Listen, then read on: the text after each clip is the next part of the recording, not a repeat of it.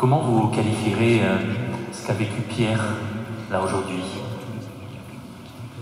C'est quand même une douche froide, hein? Il fait vraiment cette expérience étonnante.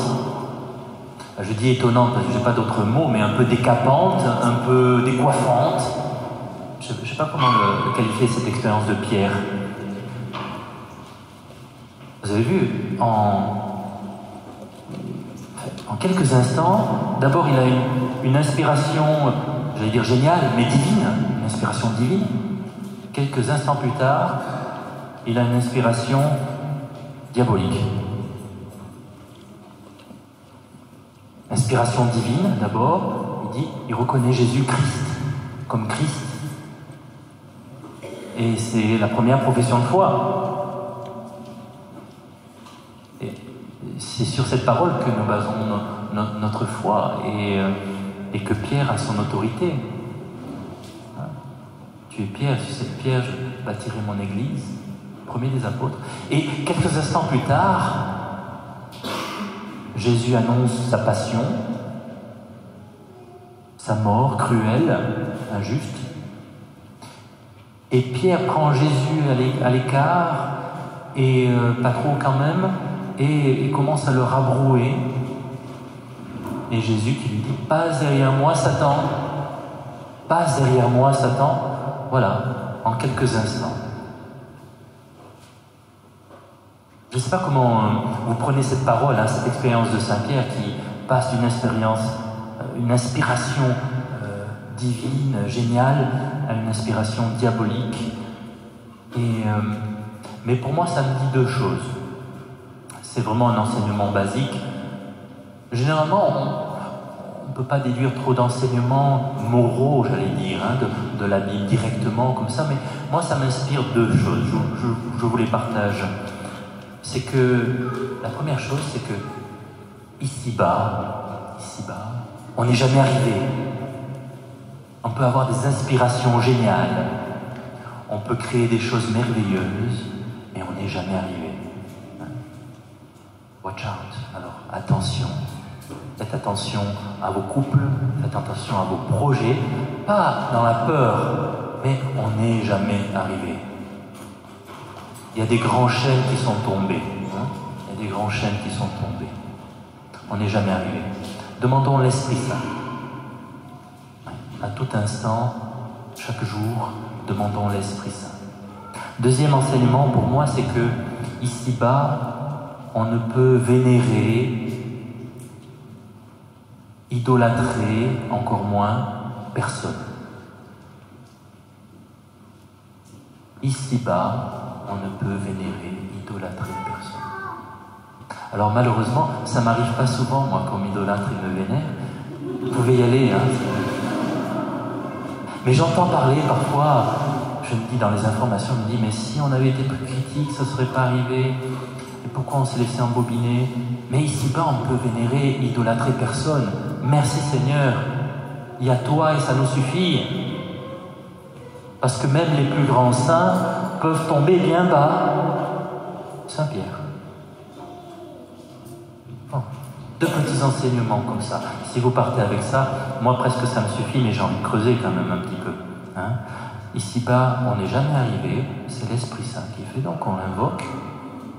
Deuxième enseignement, ici-bas, on n'a vénéré personne. Il y a un Dieu, ça nous suffit. Ça nous suffit, largement. J'ai envie de m'arrêter avec vous sur le mot Satan, parce que il n'est pas facile à avaler quand même, hein, ce marche derrière moi, Satan, quand même. Pour Saint-Pierre. Hein. Alors, Jésus explique tout de suite, hein, le verset après, il dit, tes vues, c'est là d'ailleurs j'ai fourché en lisant l'évangile, c'est dire quelque chose, hein. Tes vues ne sont pas celles de Dieu, mais celles des hommes. C'est ce que ça veut dire. Marche derrière moi, Satan. Tes vues ne sont pas celles de Dieu, mais celles des hommes. Alors, vous savez que le mot Satan vient de l'hébreu shatan, qui veut dire adversaire, obstacle. Et dans les évangiles, on le trouve 15 fois, ce mot. Et dans quelles circonstances? C'est pour indiquer des obstacles à l'épanouissement de l'homme et au projet de Dieu, et au plan de Dieu. Donc le mot Satan évoque des obstacles à l'épanouissement humain et au plan de Dieu. Juste quelques exemples. La maladie, Luc 13, 16. L'oubli de la parole de Dieu, Marc 4, 15. Et puis des exemples plus évidents, la trahison de Judas, la lâcheté des disciples, et puis les tentations de Jésus au désert. Voilà. Le Satan, c'est ce qui fait obstacle à l'épanouissement de notre humanité, de l'homme, et obstacle au plan de Dieu. Marche derrière moi, Satan. Et en latin, ça a donné vadere me Satana. Et c'est un peu fort en latin. Surtout que dans notre culture, c'est passé comme un exorcisme. Et on enlève mais, on dit vadere Satana. Comme un exorcisme en fait. Mais en fait, je crois qu'on peut lire autrement cette parole de Jésus, ou de manière plus profonde. En grec, c'est plus doux, on dit, ou passo ou piso. C'est plus un rappel de la vocation de Pierre. Marche derrière moi. On aurait pu traduire « Cesse de te conduire comme si tu étais mon adversaire », Jésus qui dirait ça. Cesse d'être un Satan, cesse de te conduire comme si tu étais mon adversaire. Tu n'es pas mon adversaire, tu es mon disciple. Alors marche derrière moi. Marche derrière moi. Qu'est-ce que c'est qu'un chrétien? C'est celui qui marche derrière Jésus, dans les pas de Jésus, dirait saint François, dans les pas. Alors, on est disciple, on marche derrière Jésus, mais est-ce qu'il s'agit de l'imiter? Moi, je n'aime pas trop ce mot, imiter, parce que ça voudrait dire qu'on est des photocopies de Jésus, des clones de Jésus. C'est un beau mot, imiter, mais ça pourrait aller jusque-là. Alors non, nous ne sommes pas des photocopies, nous ne sommes pas des clones de Jésus, parce que nous avons notre dignité propre. Chacun ici-bas est fait pour une vocation particulière. On est la copie de personne. Par contre, marcher derrière Jésus, ça veut dire se laisser inspirer. Se laisser inspirer par Jésus, avoir son esprit. Se laisser inspirer par Jésus, se laisser inspirer par sa foi, se laisser inspirer par sa charité, se laisser inspirer par son amour, sa charité, son obéissance, se laisser inspirer par son espérance, se laisser inspirer par ses actes, se laisser inspirer par ses paroles. Marcher derrière Jésus. Marcher derrière lui. Saint François disait « Demandons l'Esprit du Seigneur Jésus, voilà, et le laisser agir, marcher derrière Jésus. » Si vous le voulez bien, allons un peu plus loin. Pourquoi Pierre fait obstacle à Jésus?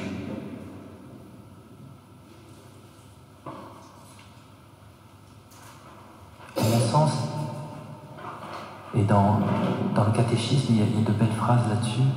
Tous nos péchés ont pour racine que nous prenons Jésus pour un adversaire. Nous prenons Jésus, Dieu, comme un adversaire de notre épanouissement humain. Quelque part derrière chaque péché, il y a cette mauvaise foi, ce regard sur Dieu avec suspicion.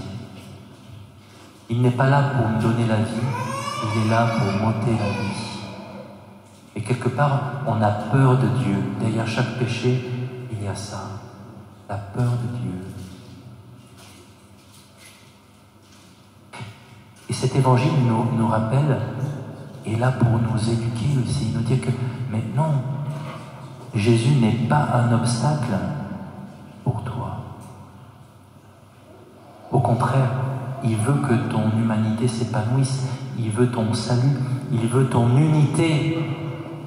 Parfois nous sommes séparés en différents secteurs de nos vies, nous avons du mal à faire l'unité. N'oublions pas que l'autre mot pour désigner l'adversaire, l'obstacle, le Satan, c'est diabolos, qui veut dire diviser. Le diviseur. Voilà, Jésus c'est le contraire, c'est celui qui unifie.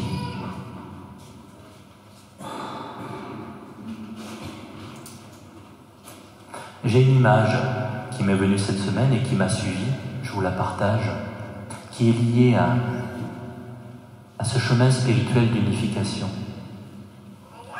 C'est l'archange Saint-Michel. Nous allons le fêter le 23 septembre, je pense. 29, on voit que je ne suis pas assez belge encore.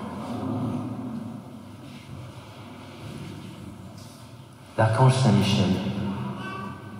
Et j'avais cette image de l'épée, et puis c'est le symbole de la ville de Bruxelles. L'épée, symbole de la parole, et qui coupe le Satan, qui est le diviseur. Alors, vous voyez, c'est une image un peu curieuse, parce que c'est à la fois l'épée qui coupe, mais l'épée qui coupe un diviseur, un obstacle. C'est curieux. C'est comme si notre chemin d'unification passait par des coupures.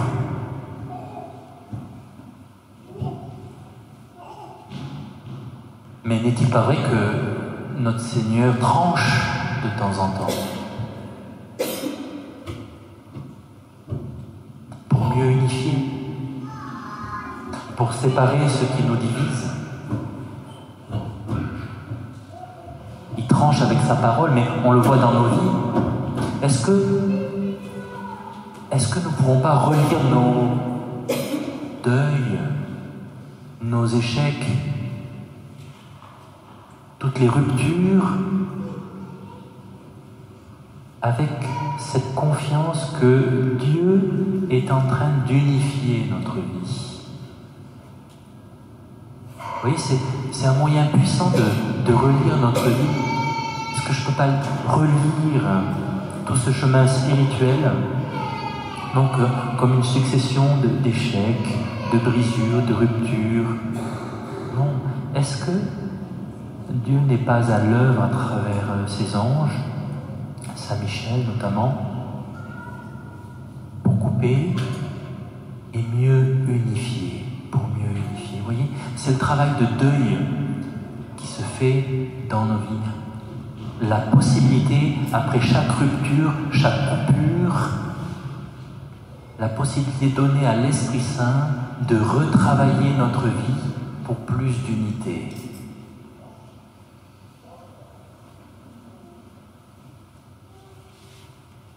Je vous laisse cette image-là pour chacun de vous peut méditer et demandons à l'Esprit Saint et sa sainte opération de laisser agir, comme dit saint François.